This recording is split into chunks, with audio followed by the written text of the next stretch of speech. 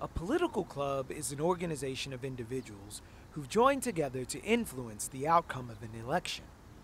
And unlike a special interest group that might form around a single issue like universal health care or banning horse-drawn carriages, political clubs can whip up party loyalists, share financial resources and people power to push potential candidates forward, all in the service of getting their political party into office. So are political clubs like going to go the way of the dodo? No, political clubs are here to stay. Really? Yeah, political clubs are here. You know, Steve Witt is the editor-in-chief of Kings County Politics and has been covering the subject way before Change We Can Believe became Drain the Swamp. So where do you think we are right now in the arc of politics in Brooklyn? From even just the Bloomberg at the beginning of his era till now, and the voices that are emerging on the political scene, and a lot of them are coming from Brooklyn. well, with the loss of Joe Crowley, I actually think Brooklyn can be the new boss. Whoever wins this fight between the progressives and Frank Seddio can kind of control things. I think Frank could probably know that better because he's just been in politics so long. But if the progressives win out, it could be the new King's Democrats. But I think Brooklyn's in a good position to be kingmakers now. In the 1950s and 60s, political clubs were where local power brokers turned out votes for candidates by making sure their constituents stayed off the unemployment lines and being a direct link to the folks in the halls of power. A little advice about meeting Brooklyn's kingmaker. If you're going to Frank Seddio's Canarsie Law Office on a Friday afternoon, you should probably skip lunch because you'll smell him before you see him. More specifically, you'll smell the meatballs, sausage, and Sunday gravy he makes to serve family style to his staff and, on this day, the going-in crew. Oh, Like that? it's delicious. It's yours. This one is mine. Oh. I have a little raviolis. Do you do this every day? No. I do it on Fridays usually.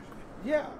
I've been in politics since 1965. If you're Brooklyn's last kingmaker, how do you make a king? No, I don't know if I'm a kingmaker, but I do know that it comes down to looking at what's going to be best. My first rule is what's going to be good for the borough. Yeah. Who's the best person? I'd like to say if I'm a political boss, that the organization I've led has done outstandingly well in choosing candidates who are great in office, who do a good job, and most of all, come from the grassroots.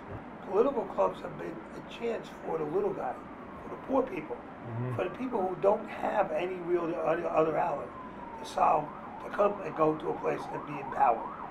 And that's what happens, at least in my political club. My club, Thomas Jefferson Democratic Club, was formed in 1958. What do you think it means when people describe you as old school? I'm not sure what old school, but if old school is keep your word and the handshake is enough to make that happen, if old school is standing up for what's right, regardless of whether it's popular or not, then I'm old school.